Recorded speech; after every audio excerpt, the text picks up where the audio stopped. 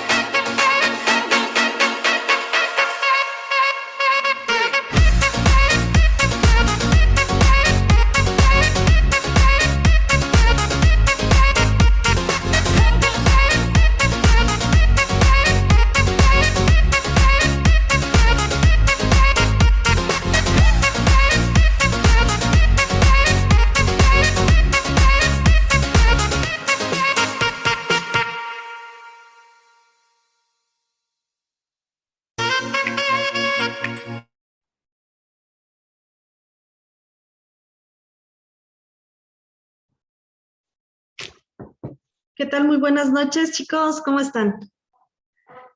Buenas noches, Susi. Sí me escuchan, pero no me ven.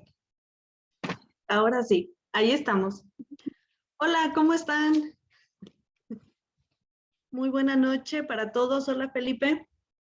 Hola, chicas. ¿Qué tal? ¿Cómo están? ¿Ya listas para la lectura del día de hoy? Sí. Perfecto. Pues bien. Les damos la bienvenida y agradecerles que aquí nos siguen en Facebook y en las plataformas YouTube, en Spotify también, que nos escucha. Les enviamos un gran saludo y pues continuamos con la lectura del día de hoy. De hecho, ya estamos por terminar este capítulo de este gran libro, Piense y hágase rico, de Napoleón Hill. Los pasos para alcanzar metas personales, metas en los negocios, en el área en la que nosotros así lo decidamos. Y el día de hoy vamos a continuar con el capítulo número 15. De hecho, lo vamos a dividir en dos sesiones porque está un poco extenso para el día de hoy. Entonces, lo vamos a dividir en dos partes. Hoy va a comenzar la lectura, Felipe, y luego yo te digo hasta dónde, Felipe. Para enseguida nosotros te vamos por ahí siguiendo y le continuamos. Adelante. Muy buenas noches, Asdrúbal. Muy bien. Los 6 fantasmas del temor. Cuando haya leído este último capítulo, haga inventario de sí mismo y descubra cuántos fantasmas se interponen en su camino. Antes de poder utilizar cualquier parte de esta filosofía con éxito, su mente tiene que estar preparada para recibirla. La preparación no resulta difícil. Empieza con el estudio, el análisis y la comprensión de los 3 enemigos que necesita eliminar de su mente: la indecisión, la duda y el temor. El sexto sentido nunca funcionará mientras estos 3 elementos negativos continúen en su mente, ya sea en su conjunto o por separado. Los elementos de este trío infernal se hallan estrechamente relacionados. Allí donde haya uno de ellos, puede estar seguro de que los otros 2 también se encuentran cerca. La indecisión es la semilla del temor. Recuérdelo a medida que siga con la lectura.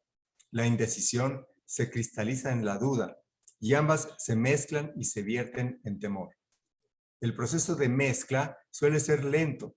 Esa es una de las razones por las que estos tres enemigos son tan peligrosos. Germinan y crecen sin que su presencia sea detectada. El resto de este capítulo describe un fin que debe alcanzar antes de que pueda poner en práctica esta filosofía como un todo. También analiza una condición que ha reducido a gran número de personas a la pobreza y afirma una verdad que debe ser comprendida por todos aquellos que acumulan riquezas, ya sea midan estas en términos de dinero o de un estado mental mucho más valioso que el dinero. El propósito de este capítulo consiste en enfocar nuestra atención sobre la causa y la cura de los 6 temores básicos. Antes de poder dominar a un enemigo, debemos conocer su nombre, sus hábitos y el lugar de residencia. A medida que lea, analícese a sí mismo y determine cuál de los 6 temores básicos está con usted, si es que tiene alguno. No se deje engañar por los hábitos de esos enemigos sutiles. A veces permanecen ocultos en el subconsciente. En él son difíciles de localizar y aún más difíciles de eliminar. Los 6 miedos básicos. Hay 6 miedos básicos, de los que todo el mundo sufre en una u otra ocasión, ya sea por cada uno de ellos o en una combinación de los mismos. Cualquier persona sería afortunada si no sufriera de los 6. Citados por el orden en que suelen aparecer son: el temor a la pobreza, el temor a la crítica, el temor a la enfermedad. Estos 3 yacen en el fondo de la mayor parte de nuestras preocupaciones. Los próximos 3 son el temor a la pérdida del amor de alguien, el temor a la vejez y el temor a la muerte. Todos los demás temores son de menor importancia. Todos ellos pueden ser agrupados bajo estos 6 epígrafes. Los temores no son más que estados de la mente. El estado de la mente de cada cual se haya sometido a control y dirección. El hombre no puede crear nada que no haya concebido previamente en forma de un impulso de pensamiento. Tras haber hecho esta afirmación, hay que hacer otra de mayor importancia aún. Los impulsos del pensamiento del hombre comienzan a trasladarse de inmediato en su equivalente físico, al margen de que esos pensamientos sean voluntarios o involuntarios. Los impulsos de pensamiento que son captados por simple casualidad, pensamientos emitidos por otras mentes, puede determinar el destino financiero, empresarial, profesional o social con la misma seguridad que los impulsos de pensamiento que uno mismo crea con intención y diseño. Estamos estableciendo aquí los fundamentos para la presentación de un hecho de gran importancia para quien no comprende por qué algunas personas parecen tener suerte, mientras que otras, de igual o mayor habilidad, entrenamiento, experiencia y capacidad cerebral, parecen destinadas a soportar la desventura. Ese hecho se explica con la afirmación de que todo ser humano tiene la habilidad de controlar su propia mente por completo. Y, con ese control, es evidente que cada persona puede abrir su mente a los impulsos de pensamiento emitidos por otros cerebros, o cerrarla a cal y canto y admitir únicamente aquellos impulsos de pensamiento de su propia elección. La naturaleza ha dotado al hombre de un control absoluto sobre una sola cosa: el pensamiento. Esto, unido al hecho adicional de que todo lo que el hombre crea se inicia en la forma de un pensamiento, nos conduce muy cerca del principio mediante el cual podemos llegar a dominar el temor. Si es cierto que todo pensamiento tiene una tendencia a transformarse en su equivalente físico, y eso es cierto más allá de todo espacio razonable para la duda, también será cierto que los impulsos de pensamiento de temor y de pobreza no pueden traducirse en términos de valor y ganancia financiera. Hasta ahí, Felipe, gracias. El temor a la pobreza. No puede existir compromiso alguno entre la pobreza y la riqueza.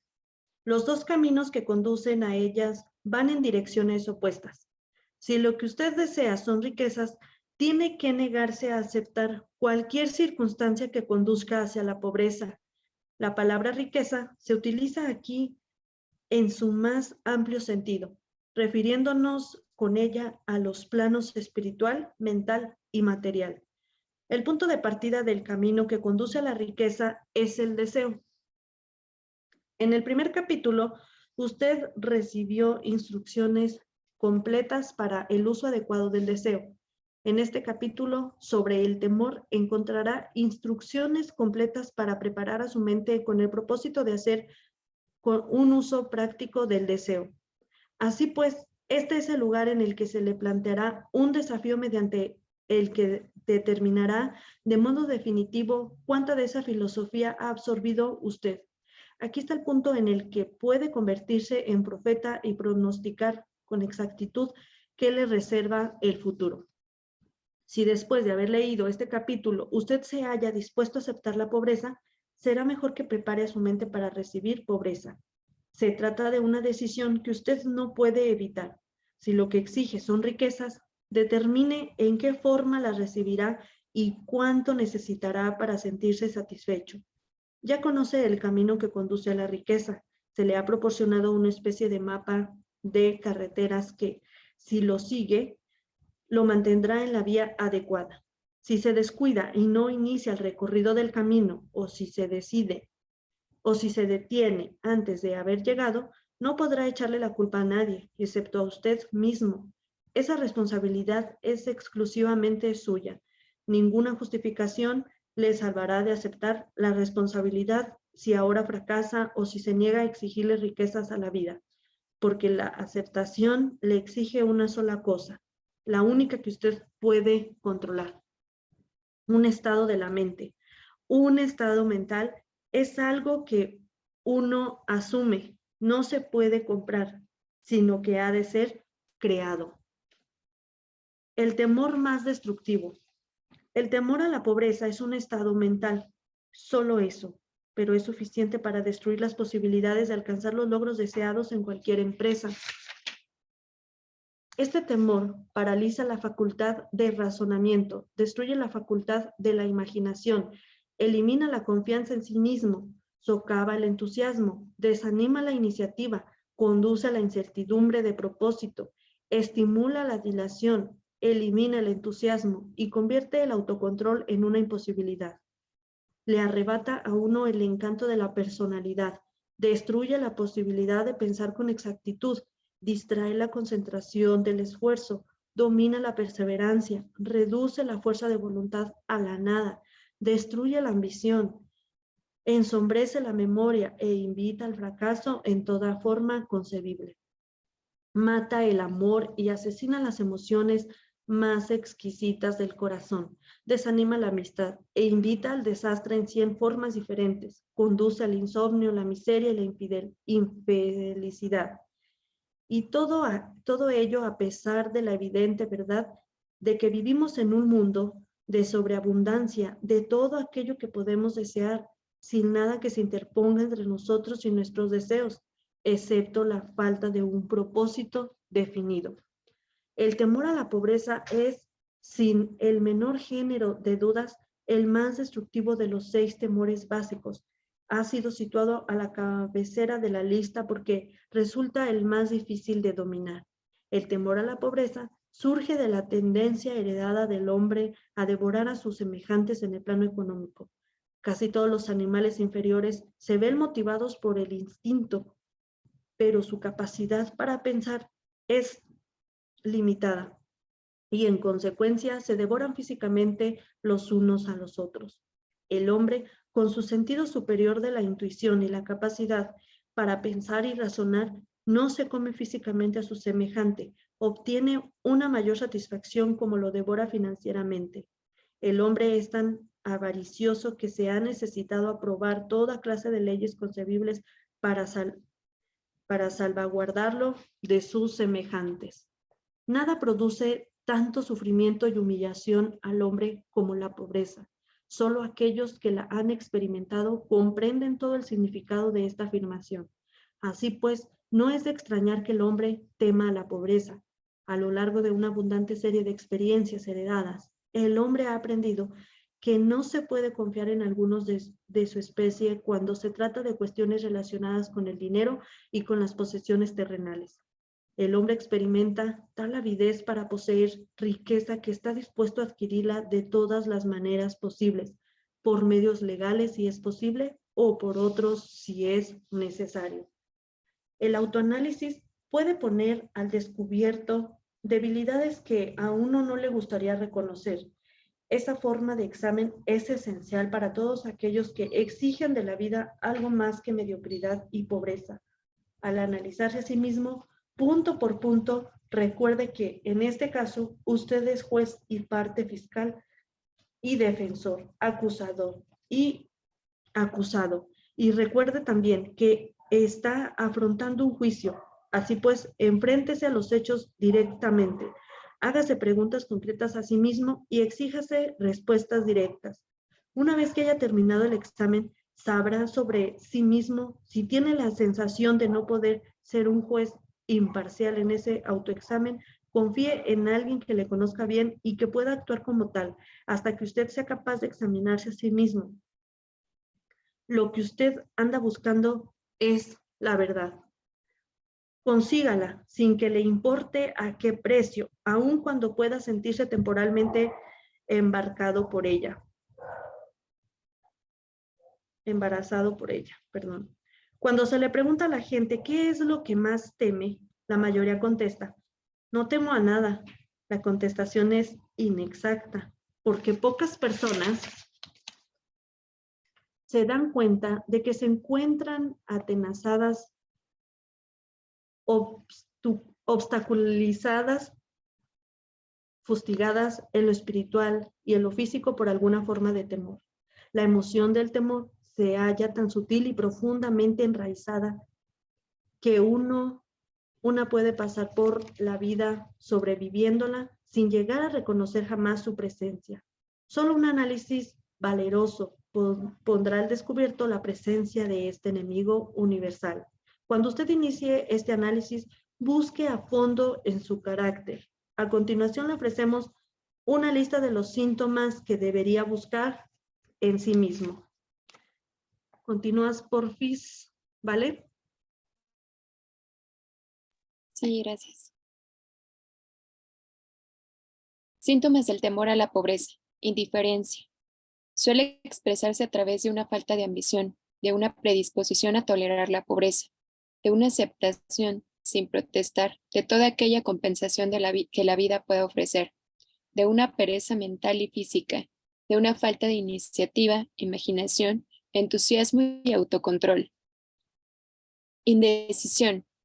Es el hábito de permitir que los demás piensen por uno mismo, el de mantenerse al margen. Duda.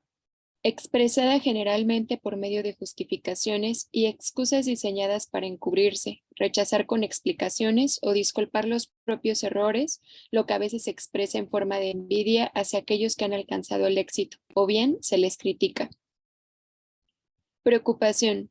Suele expresarse por el descubrimiento de falta en otros, una tendencia a gastar más de los ingresos propios, un descuido del aspecto personal, la burla y el fruncimiento de cejas, el descontrol de una sola de las bebidas alcohólicas y a veces el uso de narcóticos, nerviosismo, falta de severidad o autoconciencia.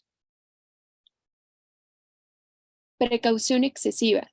La costumbre de mirar al lado negativo de toda circunstancia, de pensar y hablar de posible fracaso, en lugar de concentrarse en los medios para alcanzar el éxito.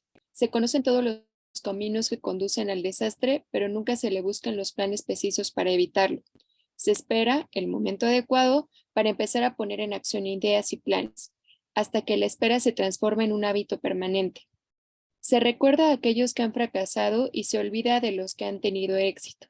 Se ve el agujero del donuts, pero no se ve el donuts preciso.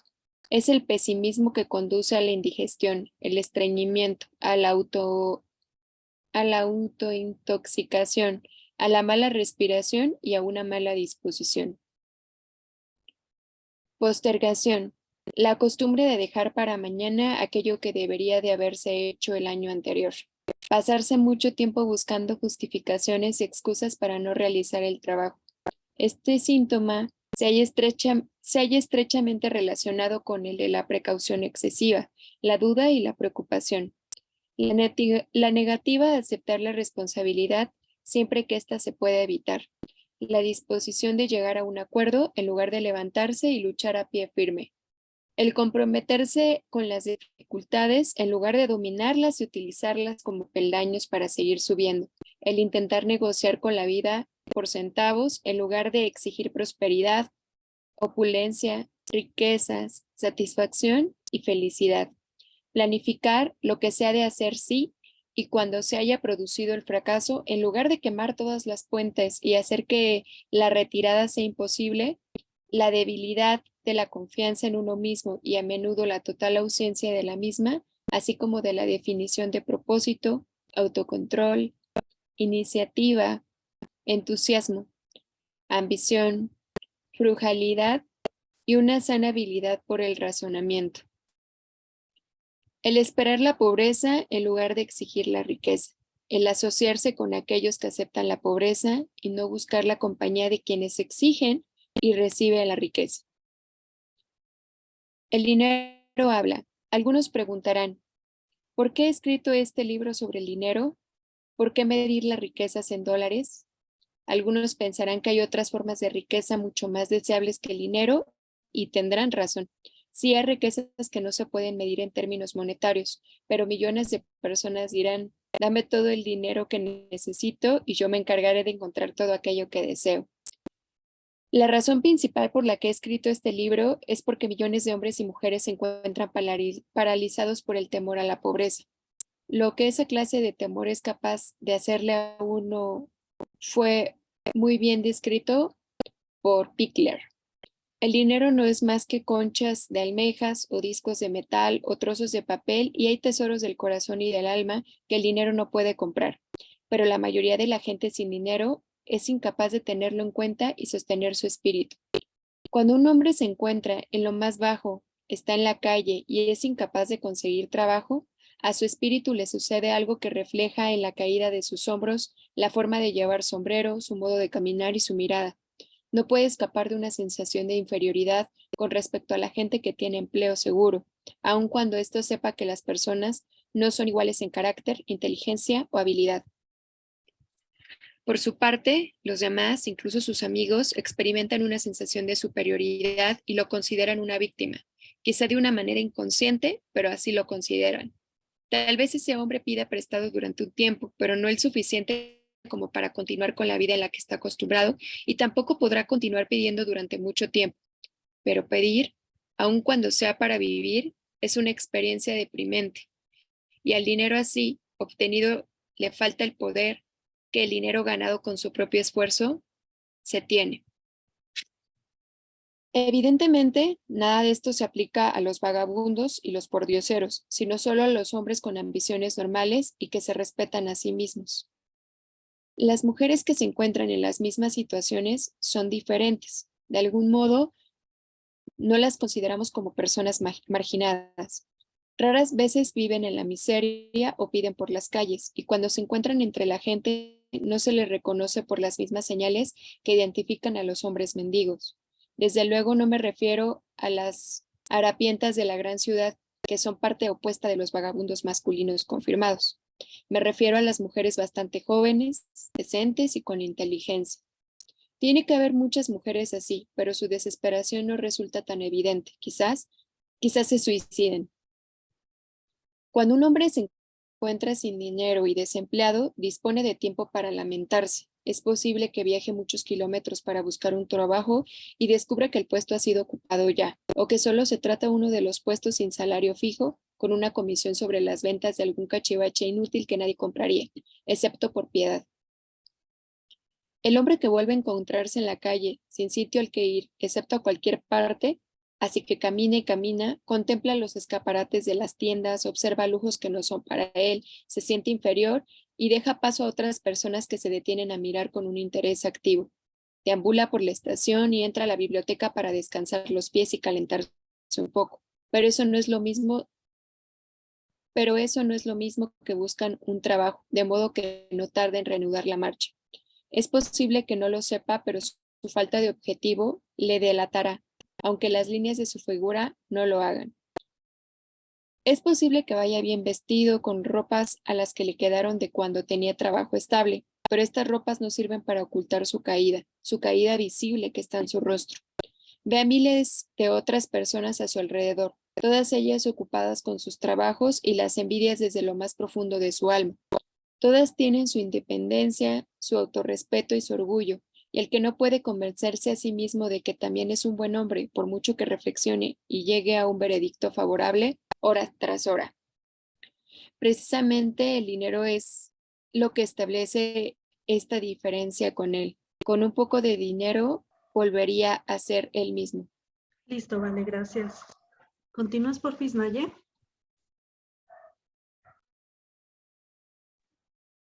Sí. El temor a la crítica. Nadie puede afirmar con exactitud cómo llegó el hombre a experimentar este temor, pero lo cierto es que lo experimenta, y de una forma muy desarrollada. Este autor atribuye el temor básico a la crítica a esta parte de la naturaleza, heredada del hombre, que lo induce no solo a arrebatar los bienes y mercancías de sus semejantes, sino también a justificar su acción mediante la crítica del carácter de los demás. Es un hecho bien conocido que un ladrón critica al hombre al que ha robado, que los políticos que buscan un puesto no despliegan sus propias virtudes y sus calificaciones, sino que intentan desmerecer a sus oponentes. Los astutos fabricantes de ropa no han sido lentos a la hora de capitalizar este temor básico por la crítica, con el que toda la humanidad ha sido maldecida. Cada temporada cambian los estilos de numerosos artículos. ¿Quién establece los estilos? Desde luego, no es la persona que compra la ropa, sino el fabricante. ¿Por qué este cambia los estilos con tanta frecuencia? La respuesta es evidente: para vender más ropa. Por la misma razón, el fabricante de automóviles cambia todas las temporadas los modelos de sus vehículos. Nadie quiere conducir un automóvil que no sea de los últimos salidos de fábrica. Hemos descrito la forma en que la gente se comporta bajo la influencia del temor a la crítica, tal y como se aplica a las pequeñas y mezquinas cosas de la vida. Examinemos ahora el comportamiento humano cuando ese temor afecta a las personas en relación con acontecimientos más importantes de las relaciones humanas. Tomemos, por ejemplo, a cualquier persona que haya alcanzado la edad de la madurez mental, de los 35 a los 40 años de edad como término medio. Si pudiéramos leer sus pensamientos secretos, encontraríamos una decidida incredulidad hacia las fábulas enseñadas por la mayoría de los dogmáticos que hace unas pocas décadas. ¿Por qué la persona media, incluso en una época de tantos conocimientos como la actual, no se atreve a negar su creencia en las fábulas? La respuesta es por el temor a la crítica. Los hombres han sido criticados por atreverse a expresar su incredulidad acerca de los fantasmas. No resulta nada extraño que hayamos heredado una conciencia que nos hace temer la crítica. No hace mucho tiempo, en el pasado, la crítica incorporaba severos castigos y aún los acarrea en algunos países. El temor a la crítica priva al hombre de su iniciativa, destruye su poder de imaginación, limita su individualidad, le quita la confianza en sí mismo y daña de 100 formas diferentes. Los padres a menudo hacen un daño irreparable a sus hijos cuando los critican. La madre de uno de mis compañeros de infancia solía castigarlo, casi a diario, con un palmetazo, completando la acción con la siguiente afirmación: terminarás en la cárcel antes de que cumplas los 20 años. A la edad de 17 años fue enviado a un reformatorio. La crítica es la clase de servicio que le sobra a todo el mundo. Todos tenemos una buena reserva de crítica gratuita que entregar, tanto si se nos pide como si no. A menudo, los parientes más cercanos son los que peor ofenden. Debería ser considerado un crimen. En realidad es un crimen de la peor naturaleza, el que cualquier padre produzca en su hijo complejos de inferioridad por medio de la crítica innecesaria. Los patrones que comprenden la naturaleza humana obtienen lo mejor de sus empleados, no mediante la crítica, sino por medio de la sugerencia constructiva. Los padres pueden conseguir los mismos resultados con sus hijos. La crítica implanta el temor en el corazón humano o el resentimiento, pero no construye ni el amor ni el afecto.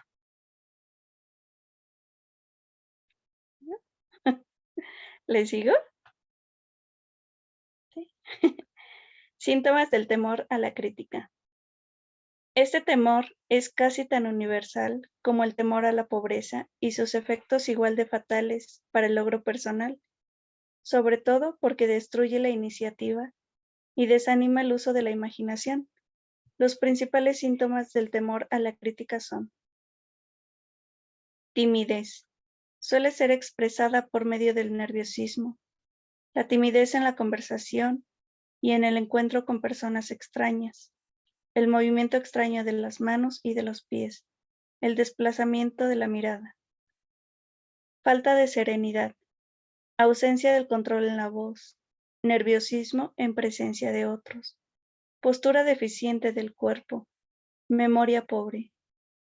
Personalidad, escasa firmeza en las decisiones, falta de encanto personal y de habilidad para expresar opiniones definidas, costumbre de soslayar los temas, en lugar de afrontarlos de manera directa, estar de acuerdo con otros sin haber examinado sus opiniones con cuidado.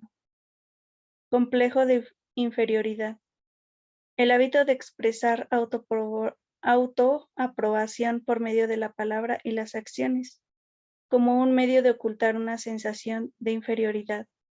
Utilizar palabras grandilocuentes para impresionar a los demás, a menudo sin conocer siquiera el significado de lo que se dice. Imitar a otros en la ropa, el discurso y las actitudes. Fanfarronear de logros imaginarios. Esto produce a veces una imagen superficial del sentimiento de superioridad. Extravagancia.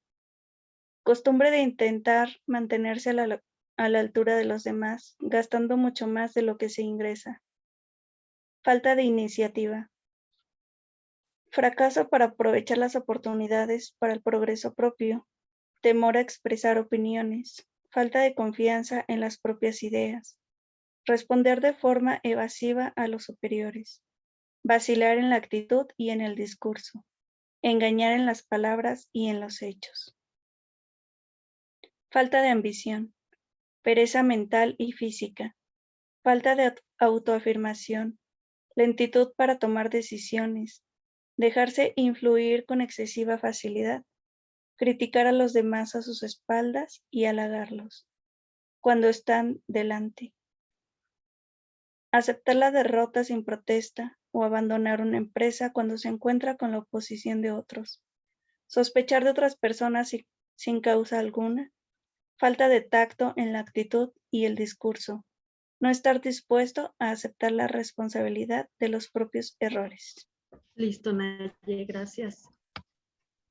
Asdrúbal, continúas por ti. Ya terminas tú esta primera parte. Bueno, ahorita te digo hasta dónde. El Ok. temor a la enfermedad. El temor a la enfermedad. Ese temor tiene sus orígenes en la herencia, tanto física como social. Sus orígenes están estrechamente asociados en las causas del temor a la vejez y a la muerte, porque le conduce a uno al borde de mundos terribles, de los que el hombre no sabe nada, pero acerca de los cuales se ha contado historias inquietantes. También existe la opinión generalizada de que ciertas personas poco éticas se han embarcado en el negocio de vender salud por el método de hacer temer a la enfermedad. El temor del hombre a la enfermedad procede de las terribles imágenes que se han implantado en su mente acerca de lo que puede suceder si la muerte le llega. También le teme por la carga económica que puede representar. Un desacato médico que el 75% de los pacientes sufre de hipocondria, enfermedad imaginaria, se ha demostrado del modo más convincente posible que el temor a la enfermedad, aun cuando no existe la menor causa, suele producir los síntomas físicos de la enfermedad temida. La mente humana es muy poderosa, construye o destruye. Los fabricantes de medicamentos han hecho enormes fortunas jugando con esa debilidad del temor a la enfermedad. Esta forma de imposición sobre una humanidad crédula llegó a ser tan predominante hace una década que la revista Colliers comprendió una campaña contra los peores ofensores en el negocio de los medicamentos patentados. A través de una serie de experimentos llevados a cabo hace algunos años, se demostró que la gente puede enfermar por sugestión. Nosotros llevamos a cabo ese experimento haciendo tres conocidos visitaran a las víctimas, haciéndole a cada una de ellas la siguiente pregunta. ¿Qué te aflige? Pareces terriblemente enfermo. El primero en hacer la pregunta no solía provocar a la víctima más que una mueca de disgusto y un casual "oh, nada, estoy muy bien". El segundo solía encontrarse con la siguiente respuesta. No lo sé con exactitud, pero me encuentro mal. La víctima admitía al tercero que se encontraba enfermo. Si lo duda, intente hacer lo mismo con un conocido, pero no lleve el experimento demasiado lejos. Existe cierta secta religiosa cuyos miembros se vengan de sus enemigos mediante el método del embrujamiento. Dicen que hechizan a la víctima. Hay pruebas abrumadoras de que la enfermedad suele comenzar en forma de un impulso de pensamiento negativo. Tal impulso puede pasar de una mente a otra por sugestión o ser creado por un individuo de su propia mente. Un hombre bendecido con mucha sabiduría de lo que éste incide pudiera indicar, dijo en cierta ocasión, cuando alguien me pregunta cómo me siento, mi respuesta sería darle un puñetazo. Los médicos aconsejan un cambio de clima a sus pacientes en beneficio de su salud, cuando lo realmente necesario sería un cambio de actitud mental. La semilla del temor a las enfermedades anida en cada mente humana la preocupación, el temor, el desánimo, la desilusión en el amor y el fracaso en los negocios permiten que esa semilla germine y crezca. Las desilusiones en los negocios y en el amor se encuentran a la cabeza de la lista de causas de temor a la enfermedad. Un hombre joven sufrió una desilusión amorosa que lo envió al hospital. Estuvo luchando durante meses entre la vida y la muerte. Se llamó a un especialista en psicoterapia. Este ordenó cambiar las enfermeras, dejando al paciente a cargo de una joven encantadora que, con el preacuerdo del médico, empezó a hacer el amor con el joven desde el primer día de su llegada al trabajo. Al cabo de 3 semanas, el paciente salió del hospital todavía sufriendo, pero de una enfermedad por completo diferente. Se había enamorado de nuevo. El remedio fue un hechizo, pero el paciente y la enfermera terminaron casándose más tarde. Síntomas del temor a la enfermedad. Los síntomas de este temor casi universal son autosugestión. El hábito del uso negativo de la autosugestión que se dedica a buscar y esperar encontrar los síntomas de toda clase de enfermedades. Disfrutar de enfermedades imaginarias y hablar de ellas como si fueran reales. El hábito de probar todas las manías y modas recomendadas por los demás, considerándolas como algo que tiene valor terapéutico, hablar a otros de operaciones, accidentes y otras formas de enfermedad, experimentar con dietas, ejercicios y sistemas de reducción de peso sin un guía profesional, probar remedios caseros, medicamentos patentados y remedios de charlatanes. Hipocondria. El hábito de hablar de la enfermedad concentrando la mente en ella y esperando su aparición hasta que se produce un colapso nervioso. Nada que se vende en botellas puede curar este estado. Se produce como consecuencia de un pensamiento negativo y la curación se logra solo mediante el pensamiento positivo. Se dice que la hipocondria, un término médico para referirse a la enfermedad imaginaria, produce tanto daño como la enfermedad que se teme tener. La mayoría de los casos denominados nerviosos no son sino enfermedades imaginarias. El ejercicio. El temor a la enfermedad interfiere a menudo con un ejercicio físico adecuado y tiene como resultado el exceso de peso, haciendo que uno evite la vida al aire libre. Susceptibilidad. El temor a la enfermedad quiebra la resistencia natural del cuerpo y crea en él un estado favorable para cualquier forma de enfermedad con la que uno pueda ponerse en contacto.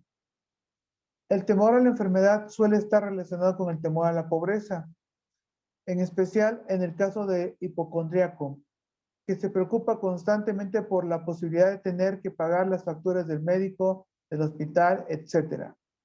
Ese tipo de persona pasa tiempo preparándose para la enfermedad, hablando de la muerte, ahorrando dinero para el cementerio y los gastos del entierro, etc. Autoconsentimiento. Hábito de buscar un poco de simpatía en el señuelo de una enfermedad imaginaria. La gente recurre a menudo en este truco para evitar acudir al trabajo. Hábito de fingir una enfermedad para justificar lo que no es más que pereza, o de hacerla servir como una justificación de lo que solo es falta de ambición. Falta de moderación.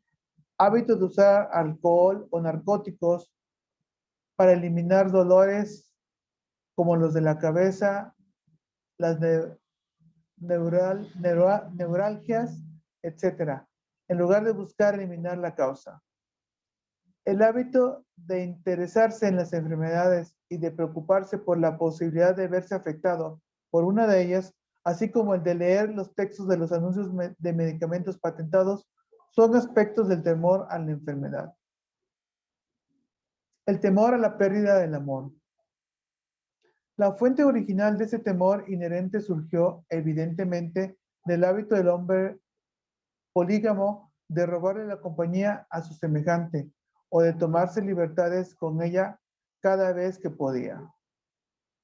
Los celos y otras formas similares de neurosis surgen del temor heredado del hombre a la pérdida del amor de alguien. Ese temor es el más doloroso de los 6 temores básicos. Tal vez causa más daño al cuerpo y a la mente que cualquiera de los otros temores básicos. Es probable que el temor a la pérdida del amor se remonte a la edad de piedra, cuando los hombres robaban a las mujeres por la fuerza bruta. Ahora continúan robándolas, pero su técnica ha cambiado. En lugar de la fuerza, utilizan la persuasión, la promesa de vestidos bonitos, de autos estupendos y de otros señuelos mucho más efectivos que la fuerza física. Los hábitos del hombre son los mismos que eran en los albores de la civilización, pero ahora los expresa en formas muy diferentes. Un cuidadoso análisis ha demostrado que las mujeres son mucho más susceptibles a ese temor que los hombres. Este hecho se explica con facilidad. La experiencia ha enseñado a las mujeres que los hombres son polígamos por naturaleza y que no se debe confiar en ellos cuando se encuentran en manos de rivales. Síntomas del temor a la pérdida del amor. Los síntomas más característicos de este temor son celos, el hábito de sospechar de los amigos y de las personas queridas sin ninguna evidencia razonable de motivos suficientes, el hábito de acusar de infidelidad a la pareja sin motivo alguno, la sospecha de todo el mundo en general sin tener fe en nadie. Descubrir imperfecciones. El hábito de descubrir imperfecciones en amigos, parientes, asociados en los negocios y personas amadas a la menor provocación o sin causa que lo justifique. Apuestas. El hábito de jugar, robar, engañar y aceptar cualquier otra oportunidad de riesgo con el propósito de conseguir dinero para la persona amada, en la creencia de que el amor se puede comprar. El hábito de gastar mucho más de lo que se ingresa o de incurrir en deudas para proporcionar regalos a la persona amada con objeto de brindarle una imagen favorable, insomnio, nerviosismo, falta de perseverancia, debilidad de voluntad, falta de autocontrol, falta de confianza en uno mismo y mal carácter. Temor a la vejez. En conjunto, este temor surge de dos fuentes. En primer lugar, del pensamiento que la vejez puede atraer consigo la pobreza.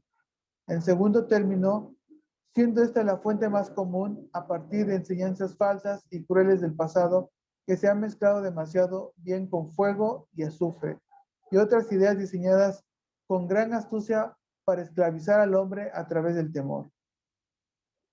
En el caso del temor básico a la vejez, el hombre tiene dos razones muy sanas para su aprensión. Una surge de la desconfianza hacia sus semejantes, que pueden arrebatarle todas las posesiones mundanas, y la otra surge de terribles imágenes que hay en su mente acerca del más allá. La posibilidad de mala salud que se incrementa a medida que la gente envejece contribuye a sí mismo a ese temor tan común a la vejez. El erotismo también entra a formar parte del temor a la vejez, ya que ningún hombre le agrada la idea de ver disminuida su atracción sexual. La causa más común del temor a la vejez va asociada a la posibilidad de la pobreza. Asilo no es la única palabra muy agradable. Produce un escalofrío en la mente de toda persona que afronta la posibilidad de tener que pasar los últimos años de su vida a una casa de beneficencia. Otra causa que contribuye al temor a la vejez es la posibilidad de perder la libertad y la independencia, ya que la vejez puede traer consigo la pérdida de la libertad, tanto física como económica. Síntomas del temor a la vejez. Los síntomas más comunes de este temor son tendencia a reducir la actividad y a desarrollar un complejo de inferioridad en la edad de la que la madurez mental hacia los 40 años, con la falsa creencia de que uno se descuida a causa de la edad. La verdad es que los años más útiles del hombre, tanto mental como físico, son los comprendidos entre los 40 y los 60. El hábito de hablar de uno mismo como pidiendo disculpas por ser viejo, solo porque han alcanzado los 40 o 50 años, en lugar de darle vuelta a esa regla y expresar con gratitud por haber alcanzado la edad de la sabiduría y la comprensión. El hábito de matar la iniciativa, la imaginación y la confianza en sí mismo, al creer falsamente que es demasiado viejo para ejercer esas cualidades, la costumbre de la persona de 40 años que se viste con el propósito de intentar aparecer más joven y que actúa con las formas afectadas de los jóvenes, inspirando con ello el ridículo, tanto en los amigos como en los extraños. Listo, Asdrúbal. Gracias. Justo a tiempo para que tomaras agua. Gracias. Ahí le vamos a dejar, porque este sí está un poquito más extenso, la verdad está bien interesante. Muy, muy padre. Pero bueno, le vamos a dejar ahí y la siguiente, ya que nos conectemos, lo vamos a terminar y ahora sí hacemos una retroalimentación de todo lo que nos pareció este gran libro. Pues ahí está, chicos. Ahí está, como bien dice este capítulo. Está buenísimo para hacer un autoanálisis, hacernos un examen. ¿Cómo es que estamos ahorita? ¿Cuáles de estos temores son los que pudieran estar arraigados en nosotros y que nos está impidiendo avanzar o lograr esas metas que nos proponemos, ¿no? Y pues algunas de ellas, la enfermedad, a la pobreza, incluso ahorita que mencionaba Asdrúbal, a la vejez. Y vaya que hay personas que buscan la manera de manipular o de tener como que al círculo más cercano, ¿no? En atención a él, porque en cierta manera tiene ese miedo de llegar a la vejez solo Y aún peor si llega sin recursos, ¿no? O de imaginarse que va a estar en un asilo, como dice aquí el libro, para muchos puede ser muy frustrante. A la enfermedad, recordaba porque el día, creo que fue antier, ayer, no recuerdo exactamente, un amigo que es doctor, me decía que llegó a su consultorio una persona, un señor, que tenía tanto miedo a recibir los resultados de sus análisis que no pudo entrar a la consulta. No pudo y no pudo. Y decía, es que no puedo, discúlpame doctor, pero es que no puedo, de tanto miedo que sentía. Y yo me quedé, ¿en serio? Dice, sí, yo jamás lo había visto, dice, en los años que tengo pues como médico, dice, no lo había visto. Y entonces lo que hizo que mandó a su hija, a su muchachita para que le diera a ella los resultados. Y digo, órale, ahorita me recordó porque, o sea, sí, el miedo nos puede ahora sí que paralizar e incluso llegar hasta en esta situación. Así como pues la pobreza también, ¿no? Que son uno de los patrones también muy importantes en el cual tenemos que trabajar o aprender a ir rompiendo, y más cuando se creció en carencia, desde la infancia, el medio en el que crecimos. Entonces, pues ahí también hay tarea por hacer, siendo más conscientes de esos pensamientos y de esos patrones, ¿no? De conducta que a veces de manera inconsciente los volvemos a practicar. Cuéntenme ustedes qué les pareció. A mí se me hizo hasta cortita la lectura. Naye, ¿qué piensas de ella? ¿A ti qué te pareció?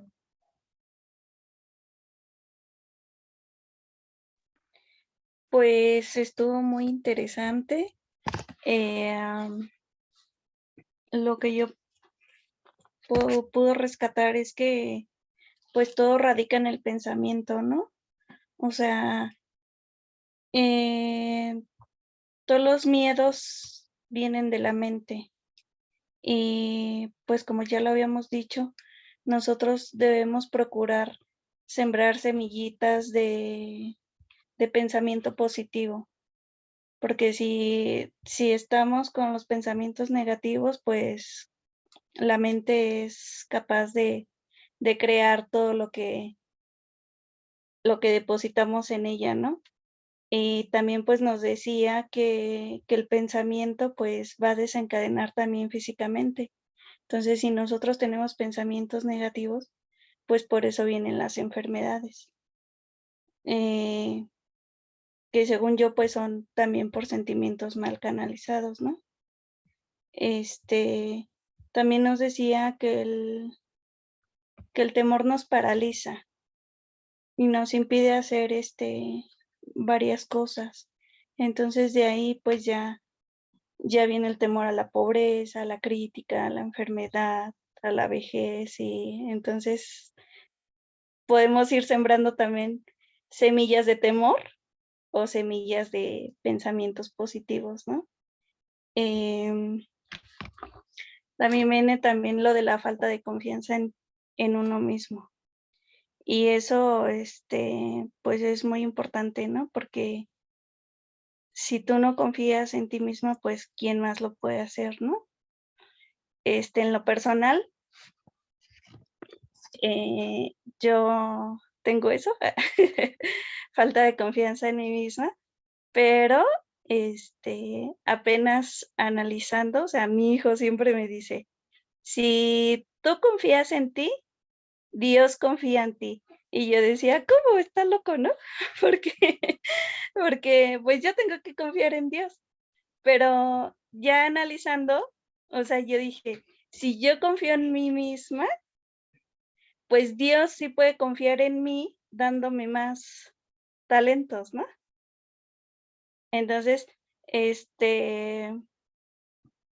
pues no sé, esa frase, me gustó mucho de mi hijo y siento que él es mi maestro. Es todo. Súper, Naye, gracias por tu aportación. Y sí, acabas de mencionar puntos bien importantes, eso de primero lo que pensamos obviamente genera una emoción y de nosotros depende qué tipo de emoción sea. Y lo que hemos venido platicando se ve reflejado en nuestro cuerpo físico también. Entonces nosotros tenemos el poder exactamente para decidir qué tipo de pensamiento está llegando a nuestra mente y también el poder para frenarlo y darle la vuelta, ¿no? No quedarnos ahí estancados porque si estamos viendo que está generando una emoción negativa, pues entonces con más razón hay que detenerla. Y mira qué padre que tu hijo te diga este tipo de palabras, ¿no? Y tiene toda la razón. La confianza la vamos construyendo. Lo bueno es que ya te diste cuenta, lo reconoces y a partir de ello comenzar a trabajar en tu autoconfianza, en tu seguridad, aceptándote tal y como eres. Gracias, Nayo, por compartirnos. Y acá me identifico también contigo porque era una de esas. Era una de ellas. También yo así estaba, no era capaz de dirigir una conversación así con algunas características que nos menciona el libro. También muy tímida y con complejo de inferioridad. Cuando me di cuenta y lo comencé a trabajar fue totalmente diferente porque ahora ya hasta me atrevo a hacer aquí un grupo y estar compartiendo con ustedes y con las personas que nos están escuchando, pero es muy padre cuando comienzas a trabajarlo y te diré que es, la verdad yo así inicié comenzando a fingiendo hasta que terminas por creerlo, por creer en ti, porque somos capaces y estamos dotados de todos los dones y talentos. Simplemente es ir creyendo en nosotras mismas. Gracias, Naye. Adelante, vale. Yo le estoy dando prioridad a las mujeres. Se lo siento, caballeros, pero ustedes van hasta el final. Gracias, sí. Adelante, vale. Bueno, yo también coincido en muchas de las cosas que mencionaban ahí, ¿no? La parte del pensamiento. Y también creo que algo que me gustó y que de hecho también me sentí muy identificada, no en uno, sino en varios de los síntomas de los temores que vimos, fue justamente en esta descripción de que muchas de las actitudes que llegamos a realizar eh, como personas, no sé si utilizar la palabra tal cual se justifican, pero son parte de miedo, ¿no? O sea, leía, por ejemplo, que incluso la superioridad, la extravagancia que nosotros decimos o la juzgamos desde fuera, ¿no? Y decimos, ah, esta persona es súper creída o súper, trata de aparentar lo que no es, o el resto, en realidad es el reflejo de un temor. O sea, todas las personas que se me vinieron a la mente porque sentí que se les acoplaba muchos síntomas, son las personas que ahora las estoy tratando de ver de otra forma porque en realidad son las que más temores tienen, ¿no? Y en las que yo me sentí identificada, digo, tienes razón, a lo mejor sí, en algún momento me comporté así, era porque en realidad tenía miedo a esto o tenía miedo al otro. Entonces, me quitó, bueno, ahorita en la lectura me cambió el chip de que a veces nosotros juzgamos realmente desde afuera con una actitud distinta porque desconocemos que en realidad es el reflejo de de personas con miedo. Y hablando también, por ejemplo, de un punto importante que leí, que, que por ejemplo, en nuestra etapa de desarrollo, que es donde estamos rodeados de personas adultas, hablando tal cual como si fuéramos niños, la mayoría de los pensamientos o de las críticas que nos hacen son el reflejo de lo que nosotros como adultos ahora somos, ¿no? Entonces, también luego muchos decimos, ay, ¿por qué eres una persona tan así de adulta cuando en realidad volteas y pues, te das cuenta que a lo mejor creció en un ambiente donde todo el tiempo lo hacían menos o no le daban la o es más, incluso nuestras propias inseguridades como hombres o mujeres son porque a lo mejor las sembraron desde niños y no sabemos, ¿no? No lo hablo específicamente de un familiar en particular, pero, pero sí, también veo que es bien cierto que el mayor impacto, más que los golpes, y no estoy muy segura de eso, pero tal vez de ahí viene, son las palabras, ¿no? Que las palabras de verdad sí se quedan más marcadas que tal vez algo físico y son las que se quedan por siempre. Y creo que también es bien importante, también algo que nos mencionaba en la lectura, que sí debemos de trabajar mucho en nuestras mentes y replicarlo también para con los otros, porque un comentario nuestro, una crítica, hablábamos para otros, se puede convertir en una realidad, ¿no? El hecho de ahí en el ejemplo que vimos, ¿no? De llegar y decirle a una persona, oye, qué mal te ves o estás enfermo y ya te empiezas a imaginar si realmente estás enfermo y igual y ni siquiera estabas enfermo, pero ya te enfermaste solo por los comentarios que recibiste.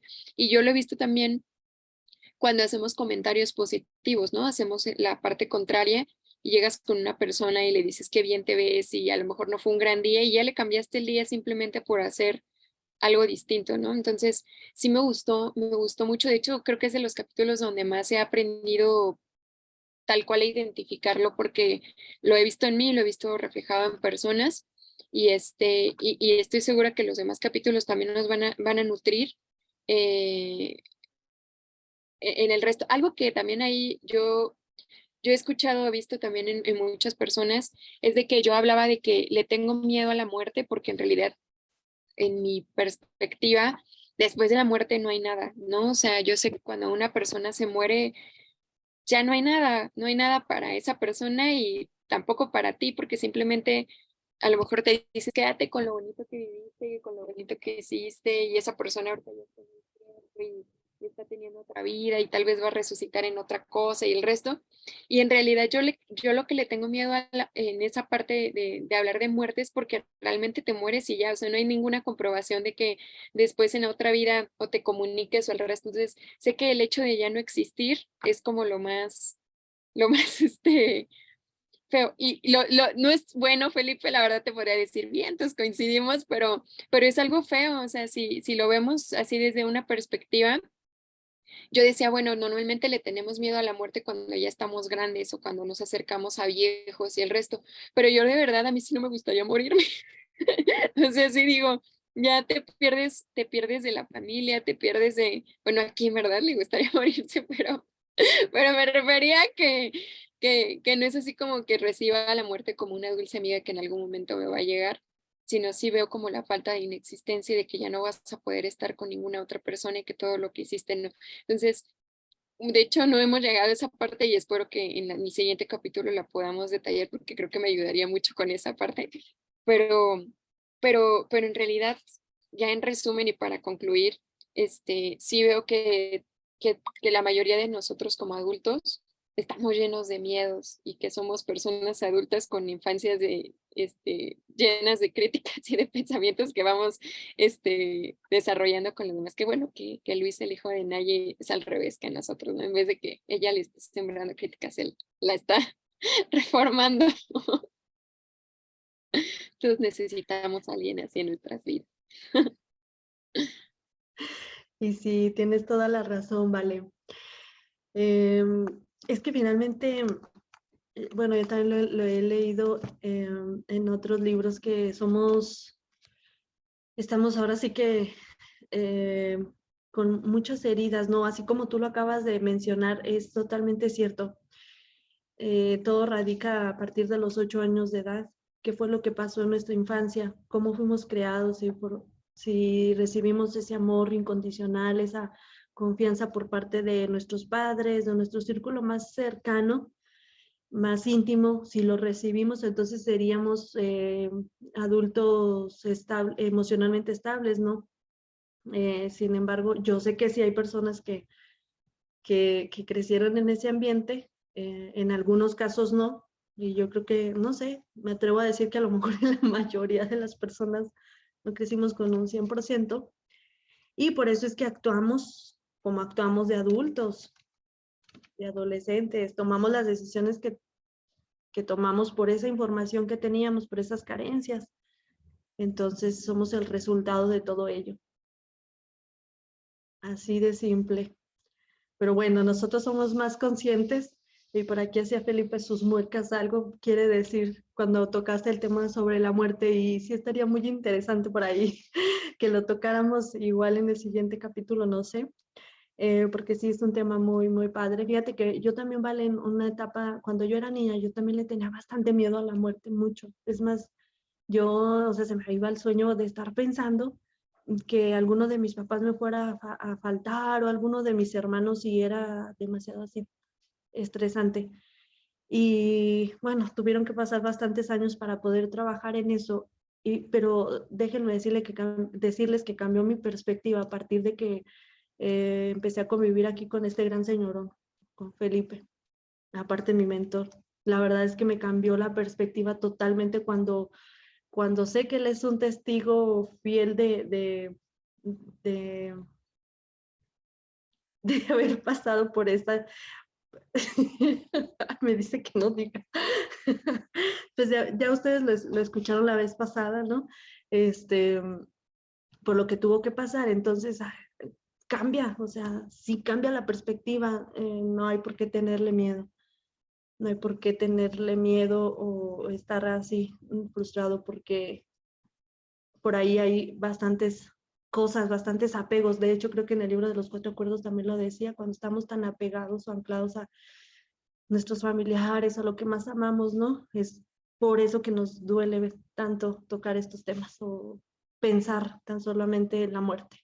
Pero bueno, sí estaría padre que lo comentemos. Adelante, ahora sí les toca, caballeros. ¿Quién? Yo. Para que ahora Asdrúbal cierre magistralmente. Fíjate que tanto Nayeli como Valentina con sus comentarios me dieron pie a muchas cosas. La verdad es que tocaron muchos puntos específicos. Y aunque este capítulo parece muy simple, y con este capítulo se cierra todo lo que es el libro, no tendría razón de ser todo lo que ya hemos visto en el libro, todos los pasos a seguir, lo de la transmutación a partir del capítulo 11 y demás. No tendría ninguna razón si no trabajamos específicamente en este capítulo, en los 6, que nos llama aquí los 6 fantasmas del temor. Decía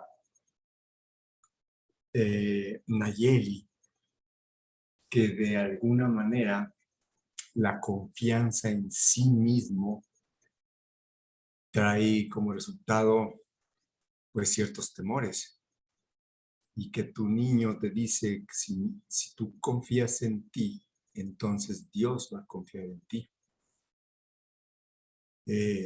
Fíjate nada más qué gran frase se apuntó tu niño.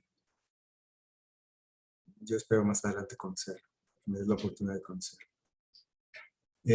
Porque efectivamente ahí radica todo.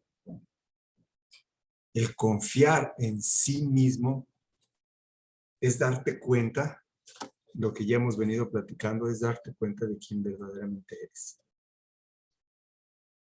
Y de ahí entonces se desprende todo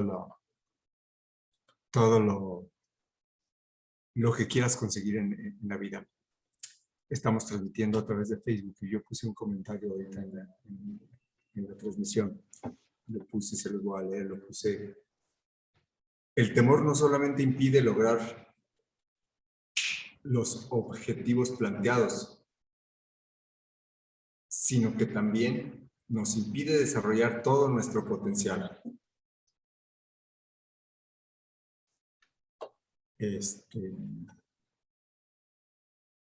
A ver, espérate un tantito, creo que lo dejé abierta la fanpage.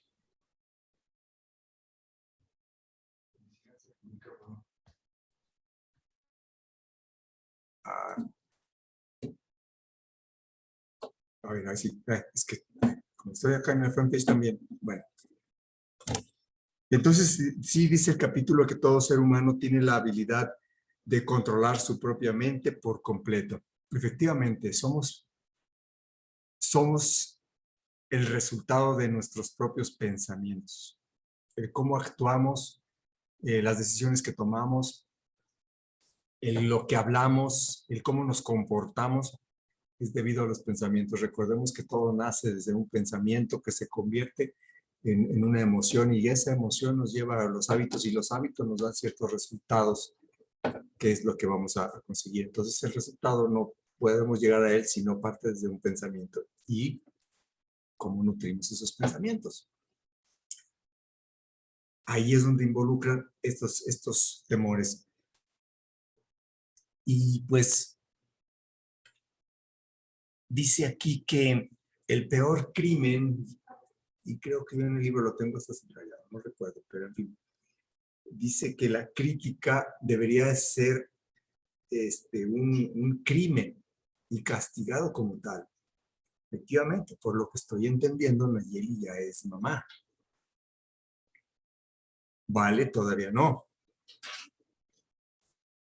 Azulba tampoco.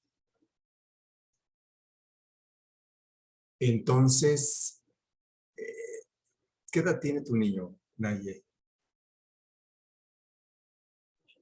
15 años. Ya es un adolescente. Pero quiero pensar que de alguna manera, aún sin tú tener todavía los fundamentos de los que estamos viendo aquí, algo hiciste de bueno. O varias cosas hiciste de bueno. Porque tu hijo, para expresar esos comentarios, tiene que partir de algo.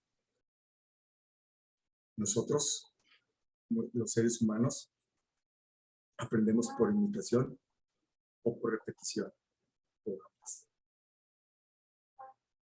Dice que la crítica debería de ser un crimen porque, efectivamente, como decía Vale, en ocasiones, bueno, nos van formando nuestros círculos más cercanos, los que les tocó en esta ser nuestros padres, nuestros hermanos, nuestros primos, nuestros tíos, nuestros abuelos, ¿sí?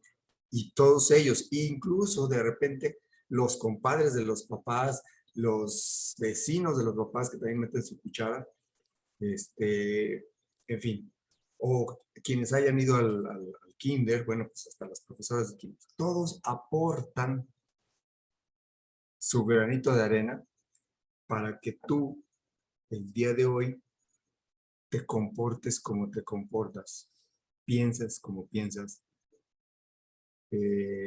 hablas como hablas. Bueno, y todo eso son los paradigmas, las creencias que pues, te meten, ¿no? Es que pórtate bien porque si no viene el, ¿cómo decían antes? El coco y te va a llevar, algo así. Y que si, a Diosito no le gusta que hagas tal cosa, pues qué delicadito Dios me salió. Que porque te va a castigar, qué Dios tan castigador, ya no me gustó. En fin, todas estas creencias, ok. Sin embargo, la crítica, efectivamente yo también considero que debe ser un crimen, porque no es posible que los seres que se supone que te quieren, que te aman, te hagan críticas cuando estás pequeña, te critiquen por tal o cual cosa, porque si a lo mejor estás aprendiendo a peinarte y te peinaste de una manera que para ellos no fue y te critican. A lo mejor te estás aprendiendo apenas a vestirte, ¿no? Y todavía no sabes combinar y te critican. A lo mejor te caíste porque estás empezando a caminar, o sea, y te critican. En fin, ¿no? O peor aún, cuanto a tu físico, que también te lo critican. Ese sí debería ser un crimen. O te llamas Valentina, te pusieron ese nombre de Valentina, pero te dicen con algún apodo. ¿No? Pues entonces, ¿para qué me ponías Valentina?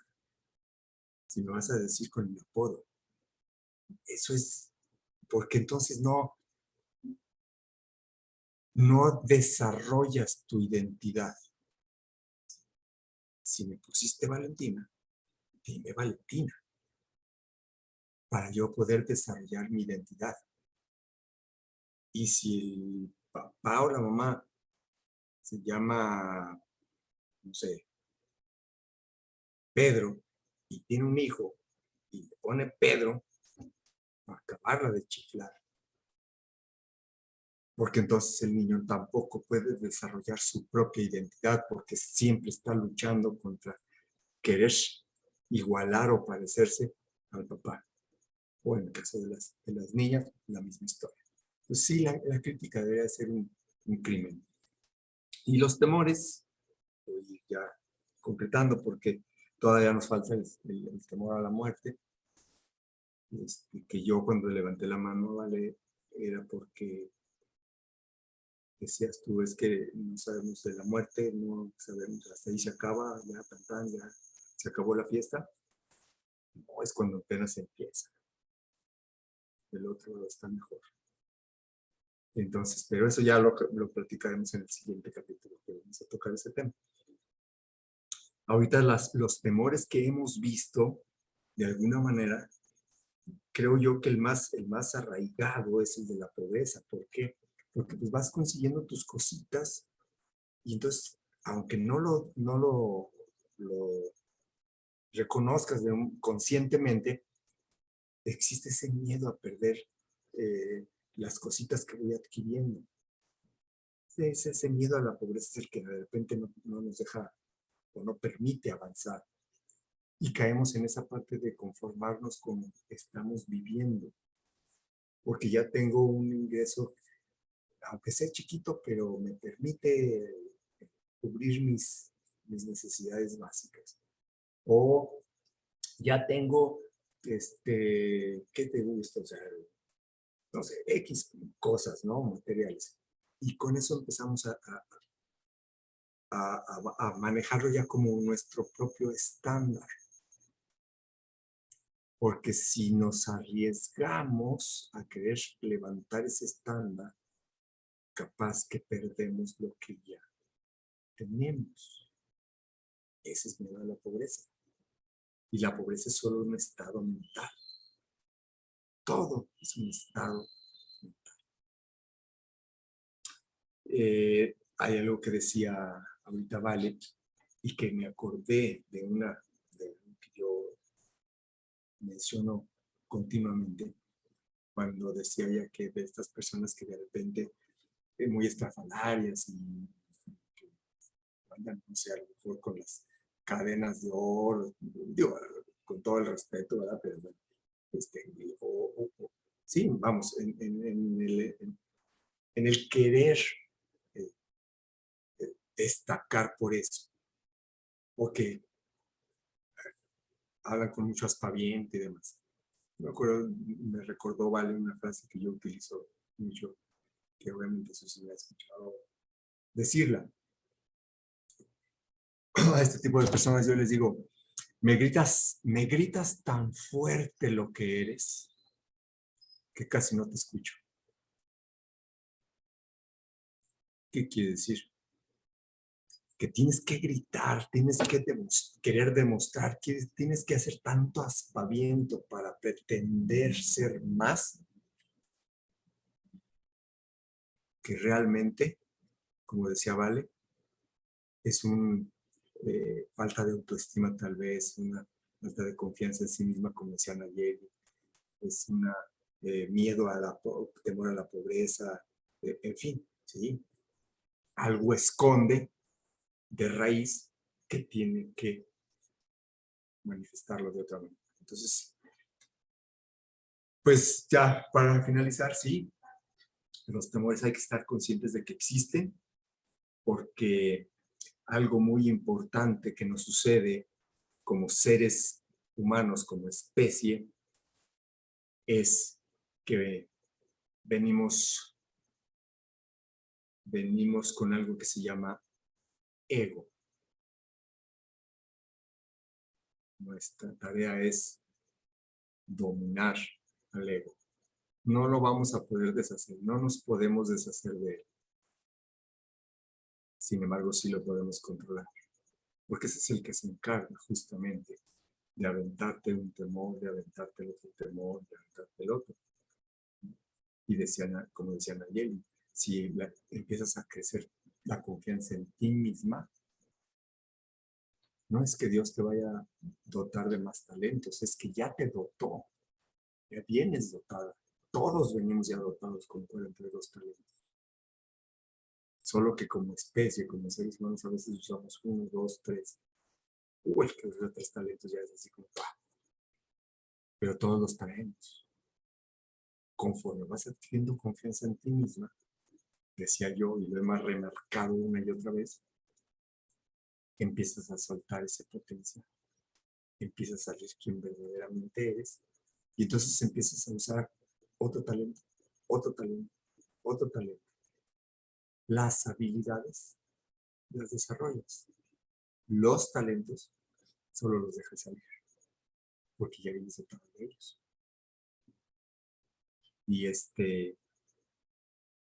Y eso, obviamente, empiezas a controlar, a dominar al ego, y esos temores comienzas a bajarlos.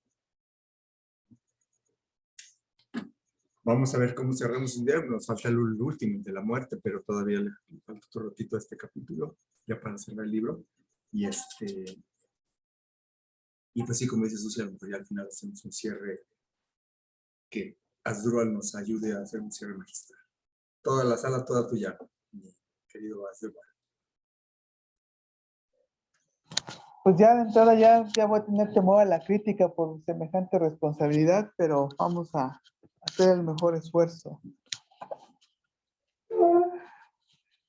La verdad es que redondearon bastante bien desde mi perspectiva y el capítulo es bastante ilustrador en el aspecto de que nos maneja todo lo que en algún momento ya platicaron y nos pasa. Yo podría abonar que dice que la pobreza es uno de los, pues el que más, digamos, el que más nos afecta, a tal grado que si tú concibes la pobreza, no vas a poder tener riqueza, así de tajante es.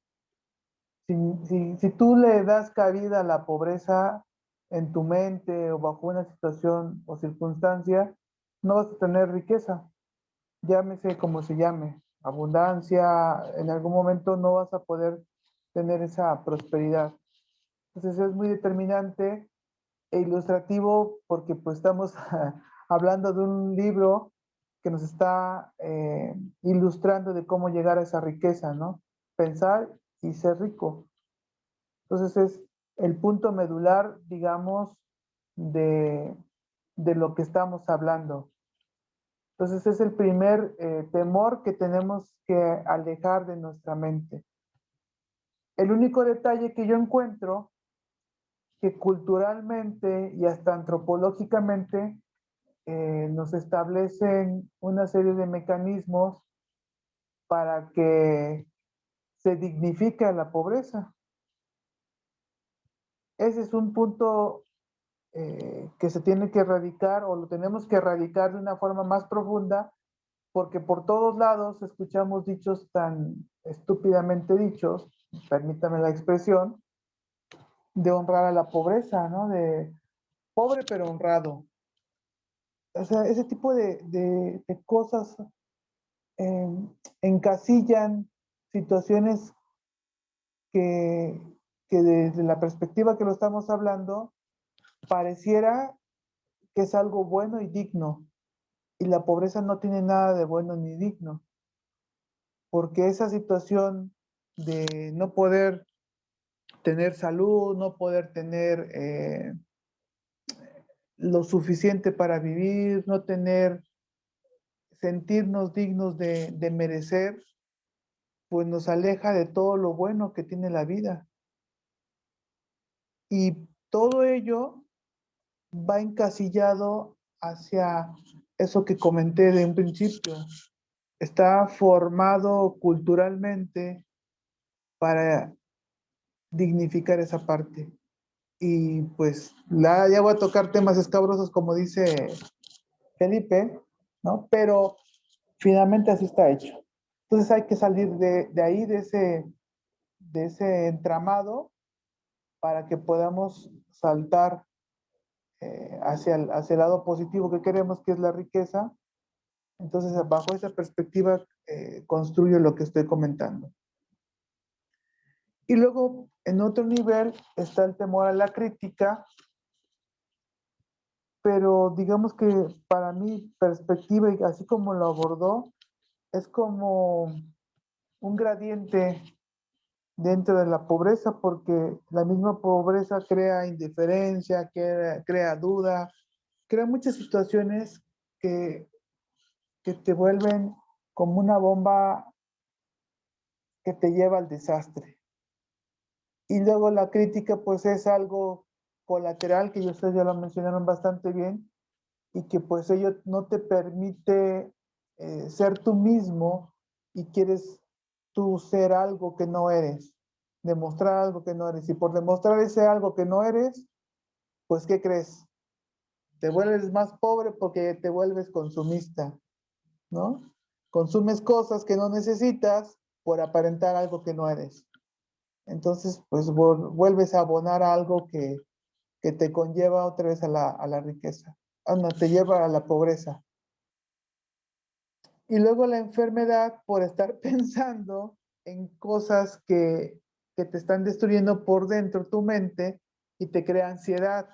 Y esa ansiedad pues te puede llevar a volverte con, no sé, comer impulsivamente, o a que digas pues de algo me tengo que morir, porque he escuchado personas que dicen así, ¿no? De algo me debo de morir. Otro pensamiento de pobre, y pues la atascas duro a cosas, comida chatarra y cosas que ahí no están en lo otro, ¿no? Y vuelves a lo mismo.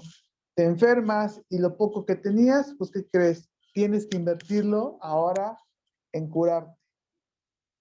Y pues esa industria, pues ya sabemos que es sumamente poderosa, y pues solo te da, hay cositas medias, pues para medio mantenerte, ¿no? Entonces ese es el tema. La pobreza te detona cosas malas, no hay nada de digno. Entonces ahí redondea esa parte. Y luego en otro paquete nos establece que el temor a la pérdida del amor de alguien, pues eventualmente nos lleva a esa otra parte de, por sufrir la pérdida de amor de alguien, pues nos mantenemos en una situación pues débil, endeble, que no podemos o no nos concebimos para tener esa capacidad de pues enfrentar la vida, ¿no?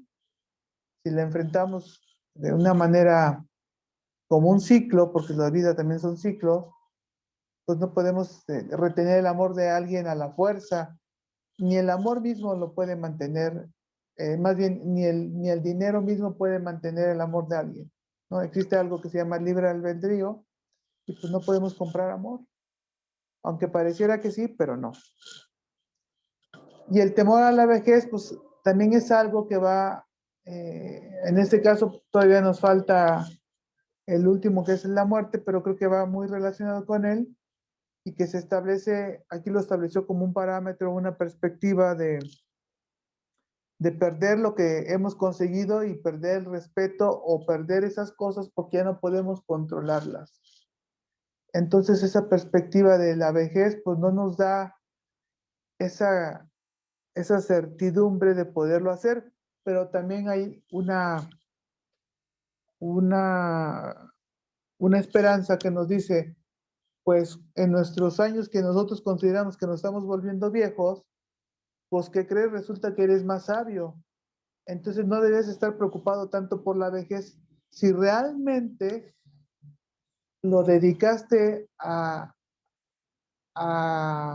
promover esa sabiduría, pues ¿qué crees? Vas a tener pues una vida digna en esos años, o hasta mejor, porque pues ahí ya vimos ejemplos por ejemplo, Henry Ford y más gente que en esos años que pudieran considerarse ya de vejez, fue cuando realmente alcanzaron la plenitud y encumbraron grandes negocios.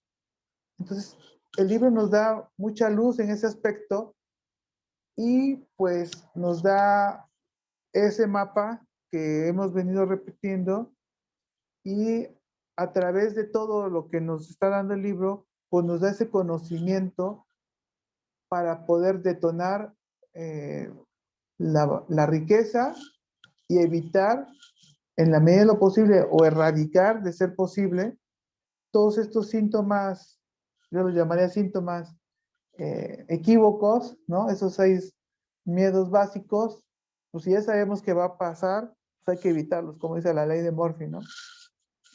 Entonces, creo que por ahí hago la lectura de lo que hemos comentado y leído, y sin duda, pues vamos por buen camino, porque por lo menos el conocimiento ya lo vamos teniendo.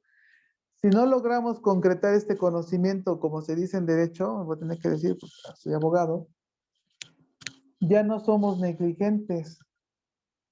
Negligencias que pues no lo sabíamos, ¿verdad? Pero ahora, ¿qué crees? Ya lo sabemos.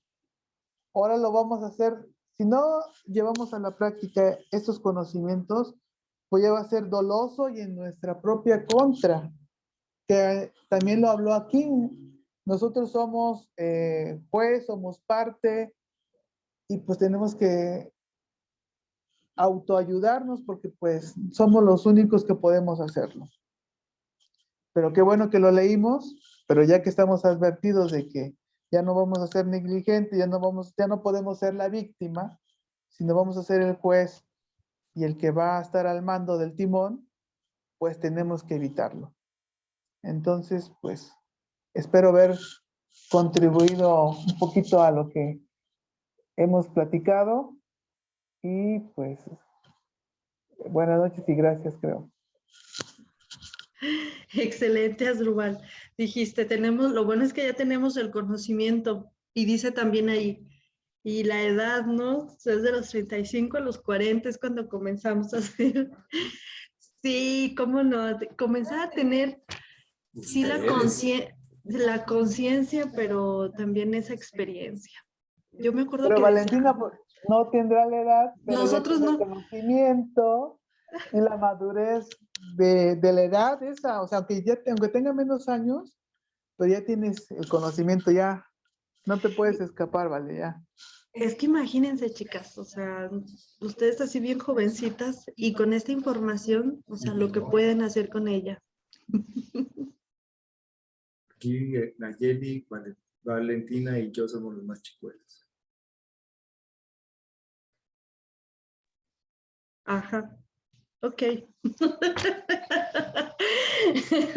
Pero es que poco no, cuando uno está niño dice, ay no, de aquí que tengan los 40 van a ser muchísimos años.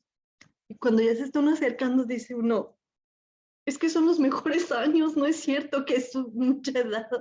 La verdad es que no. Y cuando lleguen a ellos van a entender por qué. Son los mejores años, la verdad, son los mejores años. Todavía me falta un poco. Fíjense que hay un párrafo a propósito de ahorita de los pensamientos. Hay un párrafo en otro libro de Napoleón Hill que no es comercialmente conocido, porque es previo a Piense y hágase rico. Ese libro se llama Los manuscritos perdidos de Napoleón Hill. Y como subtítulo es Las reglas de oro para triunfar. De esos manuscritos que él tenía, bueno, obviamente de su puño y letra y demás, luego los pasaron ya a máquina para que se pudieran entender. Pero de esos manuscritos salieron 2 libros. Uno, que es el que estamos nosotros leyendo, Piense y hágase rico, y el otro, La llave maestra. O sea, que 2 de sus libros salieron de todas esas anotaciones que él hizo, y de ahí se fue desprendiendo. En fin. Y con respecto al pensamiento que estamos ahorita platicando, este párrafo que dice en el libro, y lo abrí el libro precisamente para poderlo leer, porque sí lo tengo el libro. Complicado conseguirlo, pero sí lo conseguí. Dice, si es cierto que la presencia de cada pensamiento en su mente consciente tiende a producir actividad corporal y muscular, entonces, discierne usted la ventaja de seleccionar con mucho cuidado los pensamientos en los que su mente se ocupa. Eso quiere decir que tenemos que ser muy selectivos con los pensamientos que damos cabida, porque también hay una reacción en nuestro cuerpo y en nuestros músculos. De ahí parte todo. Y aprovechando ahorita el temor a la enfermedad, el temor a la crítica, ¿verdad? Voy a hacer un último comentario que a lo mejor no lo quiero pronunciar tanto porque pues estamos ahorita todavía en Facebook y esto es un poquito más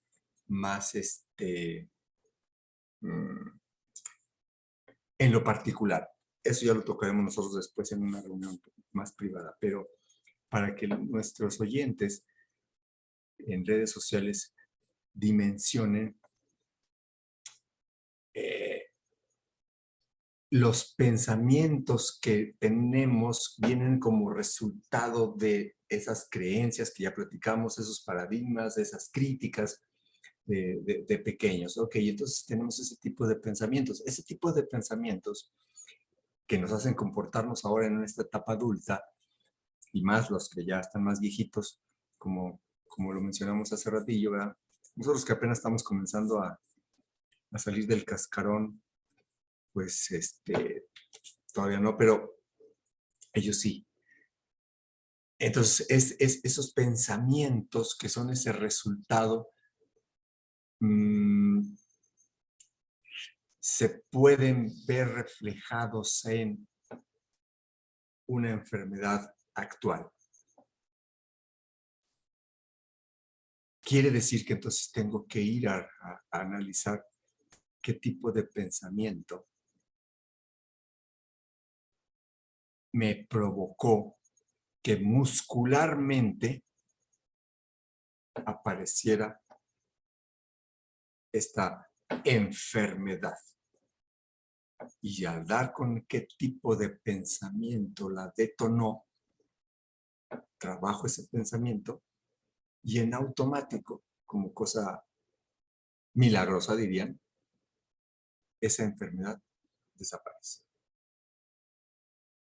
Así de importante es estos temores de los que nos habla el autor. Por eso es que tenemos que estar conscientes de cuáles de ellos nos invaden de repente nuestros pensamientos y eso nos repercute no solamente en cómo nos comportamos y cómo hablamos y demás, sino también puede ser que nos brote en nuestro cuerpo y nuestros músculos. Además quería puntualizar eso porque no lo dice en este libro, Piense ya va a ser rico. Sin embargo, el autor sí lo menciona en otro de sus libros y viene a colación. Gracias. Excelente, Felipe, gracias. Gracias por tu aportación. Y pues chicos, nos despedimos en esta ocasión.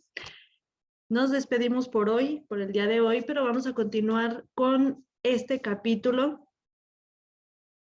Aquí está Julio otra vez. Ok, vamos a continuar con la segunda parte de este capítulo y pues con él finalizamos este gran libro y vemos con cuál vamos a continuar.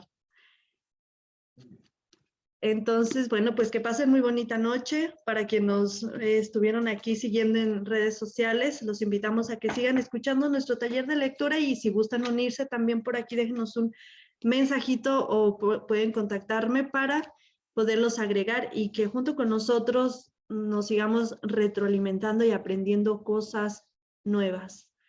Excelente noche, chicos, y gracias por todas sus valiosas aportaciones. La verdad es que es un verdadero gusto y estamos aquí aprendiendo. Que pasen muy bonita noche y que descansen. Nos vemos el viernes. Por ahí acordamos la hora en el chat. Vale, Naye, Julio, Felipe Asdrúbal. Hasta luego.